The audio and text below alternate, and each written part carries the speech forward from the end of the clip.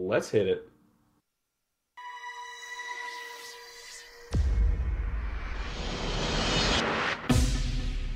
Link engaged. TY.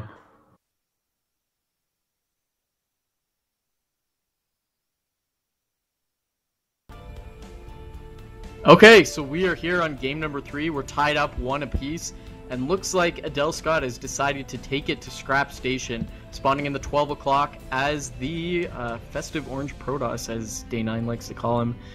We have Adelscott on Team Millennium. Meanwhile, in the 2 o'clock position is the Red Rage Terran. We have Prae.ThorZaIN. Yeah, that's who we have. Okay, so this is going to be an interesting situation because Scrap Station has a lot of early harassment opportunities, especially by air, but we haven't seen ThorZaIN take it to any sort of early Banshee play. He seems to play the more solid, fast expansion, defensive play, and then transition into a big army mid-game. So I'm going to be interested to see if he throws down a really quick expansion, typically safe on Scrap Station, and Adelscott probably going to follow suit, putting that fast expansion as well. I don't see anyone deviating from that style. It's going to be really interesting once we get to the mid-game, who's going to break down those rocks. You know, you would think it would be Adelscott, but the funneling situation that happens when Protoss runs through this really tight and narrow choked middle section may give the advantage to Terran. So if I was Adelscott, I would stay away from that, swing most of my attacks through the southern entrance and harass that way. But we have seen Adelscott do 2-pronged harassment as well with that blink play. Of course, if he can push ThorZaIN back far enough, he can take out this destructible debris and then breach the center and be harassing from 2 positions as well. So it's going to be interesting to see how they decide to play this as we move into the mid-game. Yeah, and you know, one thing I'd definitely like to note is that Adelscott has done some extremely impressive harassment with warp prisms on this map. I mean, Duckload has really been doing an amazing job of sort of popularizing those styles of play, you know, with all the warp prisms antics and all his, you know, inability to lose any tournament no matter what. But I mean, Adelscott, even before that time, was doing some amazing things with it. I mean, again, the DreamHack tournament, Adelscott did a great play on this map with warp prisms against, I believe it was OGS Top, and absolutely just slaughtered that top Korean player with that style of mass gateway plus warp prisms. So hoping to see that sort of thing pop out. ThorZaIN, a little bit more of a little bit harder to read, as he kind of uses every single strategy Terran's ever invented. So probably going to be going for a more typical Marauder into expand play. Yeah, it looks like that's exactly what we're going to see, is he's putting that tech lab on his barracks, Marauder coming out after the first Marine to chase away any probes. Actually, I lost sight of that Marine. Okay, it's at the natural, scouting for any pesky proxy pylons. There's a little alliteration for you, as the natural command center goes down for ThorZaIN. So he's going to have the expansion up first, and look at this day. You must feel proud. Robotics facility going up for Adelscott. Yes, I would like everyone to know that my clairvoyance has been on today. And by clairvoyance, it means I have a magic. I have a StarCraft Magic 8 Ball. I'm not. What can I say? I mean, I'm like, will he go warp prisms? And I shake it, and it just says it is decidedly so. And I'm like, ladies and gentlemen, you know what really impresses me about Adelscott? I mean, it's really a fantastic piece of equipment. And anytime I'm wrong, I just say, wow, isn't that amazing? This player is so good that he even deceived me. It's what we call the build order for casters. There's actually, I'm interested about this Reaper. He's actually taken the long way around. I feel like by the time he actually gets over into the main base, you know, the warp prism's already going to be out. He's going to lose any value he got from scouting with this Reaper, but he is going to swing around, as we see with the little green arrows coming out of his head. He's going to swing around and go into the natural, so he'll be able to check for an expansion. But Warp Prism, as you said, almost out. Zealot and Stalker just standing by with their backpacks on, waiting for their Warp Prism dad to pick him up and drop him over into ThorZaIN's main base. Meanwhile, Warp Gate's also finishing, but a little mistiming there. He doesn't have the other gateways ready, so he can warp in more units, but let's see how much damage this harassment can do. Oh no, ThorZaIN totally out of position. The bunkers are ultra far away. Reaper now bouncing into the main. Going to start doing a little bit of damage, and Adelscott has not yet moved that Stalker, and meanwhile in the main, he's already target firing the supply depots, now the Marines. and all of the units are pulling back, and he will, yes, he will manage to get the supply depot down, but Adelscott is going to need to move that one guy out fast. No, he's going to be warping in more units from the Warp Prism. Needs to pull out and retreat, and it looks like, will he be able to retreat in time? No. Oh, that was awfully close.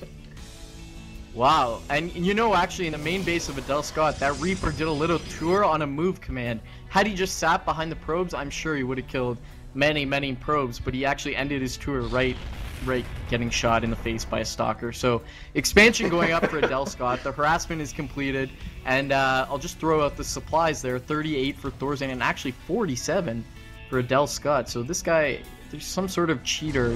You know, back in the day when you could edit Brood War maps to make them cost like 70% of what they should. I feel like that's what Adelscott has done, and somehow implemented that into BattleNet, because he has more units than it seems like he should humanly possibly have. Now, swinging around with this Warp Prism with 4 Stalkers, going to go harass that natural. Yeah, it looks like it's going to be bouncing onto the backside. Expansion going down for Adelscott. Really loving this Warp Prism play, and it's so funny to think that a lot of people don't do this sort of Warp Prism play, because it really is like completely intuitive with close airspaces. And completely intuitive, you've even, you know, looked at the manual, and look at this harassment that we see at the backside of the expansion doing such great damage. And Adelscott's really demonstrating that as long as you're thinking clearly and not trying to obey these imaginary laws of what is normal solid play and what is not, you can just invent your own style of play and be oh so Gosu. You know, he's really abusing the large distance between the natural, the main base, and the location that ThorZaIN has unfortunately chosen to place his choke at. You know, ThorZaIN, had he not put these bunkers here and decided this is going to be my point of defense, he wouldn't be so spread out. But now he's got to deal and bounce back between these 3 locations, and this Warp Prism is really taking him for a tour around his whole base. He might do well to break down this destructible debris, and that'll at least give him closer access between his natural and this choke point. But the value that just in delay timing that Adelscott has gotten out of this Warp Prism is actually insane. As he's now flying into the main base, looks like he's going to put it into phasing mode and do a little warp in action here. I don't know why they call it phasing. It should be called pylon mode. At the same time, I see a little tiny push at the front, and now that we have the Warp Prism in pylon mode, it's starting today. We see that, the Warp Prisms now do have enough to warp in, and there's the warp in. He's going to be morphing in 3 Zealots, sending all of them directly to the worker line, and it looks like he's also going to be doing a push at the front. Look at the amount of units that ThorZaIN is pulling to the back, and all the SCVs are retreating, and now Adelscott is moving into the front side. He's even taking the bottom left gold expansion, and there's the push, the stim, the Guardian Shield goes up. The Zealots almost impossible to kill with just Marines, but now that that 1 sentry is down, we see maximum damage being dealt by ThorZaIN. Great focus. Able to hold on, and in the unit counting station we see that there is no more Warp Prism on the map. ThorZaIN did a good job cleaning that up, and wow, amazingly enough, ThorZaIN has managed to catch up in the food count. Yeah, really surprising, because Adelscott had a big advantage there, but you know, I'm actually surprised ThorZaIN held that nicely. He didn't panic, he didn't pull his entire army back. And you know what else I like is he pulled a little bit of his army back, but he didn't stim it. He just patiently brought it back, and then when it was time to fight, he stimmed it.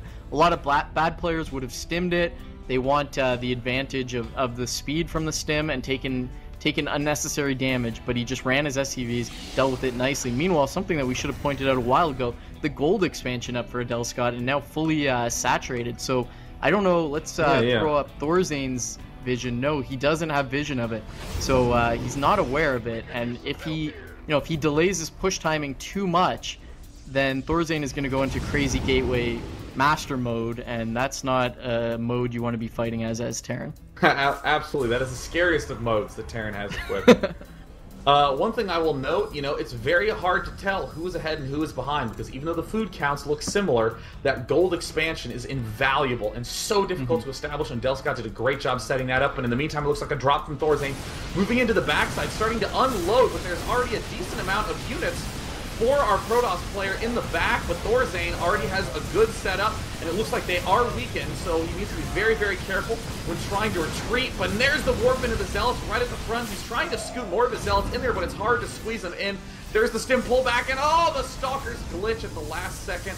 Adelscott with a ... Not impressed. He is not a happy camper. And I mean, And look at meanwhile, the money skyrocket. That is just absurd as that other drop is swinging over to the left expo. yeah, that's what I was going to point out. This is, what Adelscott was doing to ThorZaIN. ThorZaIN's now playing it back at him, really abusing the immobility of these gateway units, abusing the mobility of his medevacs. He runs in, all these probes going to be taken out. That Nexus is going to go down with 75 energy left on there, but it may actually be saved as these slow-ass immortals are trying to move over, now sniping those out. Looks like the Nexus is going to get to live, but we still got these 2 medevacs with a few units sitting by the main base. Those could float right in, deal a lot of damage, and looks like the supply count is... oh my, what is ThorZaIN doing? His food is out of 161, and he's building 4 more depots, so it looks like he's going in the mode where he wants to build depots, and never again. Let's just get it done. Yeah. Just get it out of the way. It's like if you have a whole bunch of homework to do, you just get the easy stuff done with first.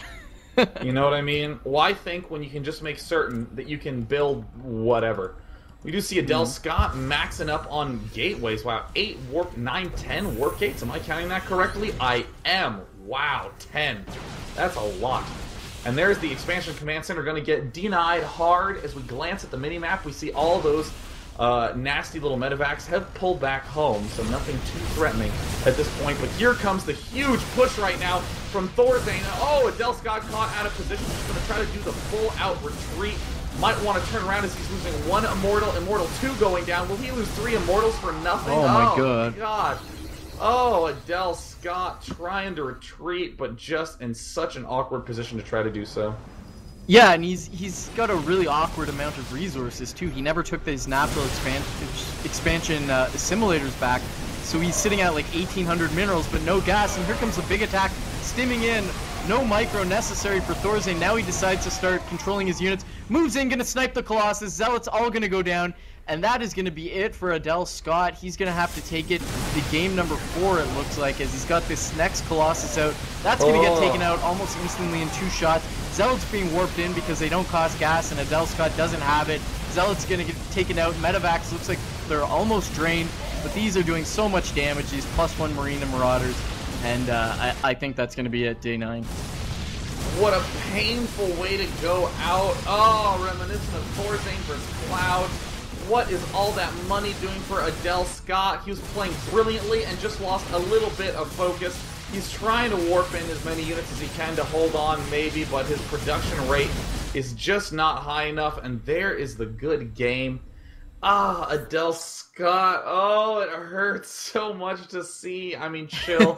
He sprinted out to such an early lead, establishing that gold. Yeah. That was great. And even when the food counts were evening up, he was still looking good because, again, he had that gold. But then suddenly the drop started, and Adelscott didn't get a second gas. He wasn't adding on gateways quickly enough. He was putting units into awkward positions, and that is a very, very big concern. If you're the sort of player who can absolutely dominate when in control the whole time, but crumbles hard whenever the control slips away from you. Yeah, exactly. I don't know how to agree with you without repeating exactly what you said, but he does look like 2 different players, even in the past series. When the wheels start coming off, he doesn't really look like he deserves to be in the finals, but when he looks on, he looks like he could go up against any player. So, I mean, going into game number 4 of the finals here, with basically back against the wall, we're gonna have to see which Adelscott comes out to play. The Adelscott who gets pushed back and falls apart in the mid game, or the Adelscott who just crushes out a ridiculous, almost cheater-like amount of units and just cuts right through the Terran army. Yeah, I mean, I just want to bring back the famous story of a best-of-7 finals between Huck and Adelscott, where in the first 3 games, Adelscott dominated so badly that Huck looked like on an entirely different level below him. I mean, Adelscott was just ripping through Huck with that very odd gateway pylon gateway gas core build. The weirdest sounding build in the world was demolishing Huck, who, just as he is now, was one of the best Protoss players in the world. But then Huck came back for a 4-0 in the last 4 games to win the series 4-3, and it's just this shining example of how important it is not to lose momentum and to be able to play calmly even when behind, and to remember exactly what your game plan is. So let's see if Adelscott can play with the pressure with one game away from being a second-place player. And ThorZaIN, let's see if he can clench this first-place victory and really help put his name on the map.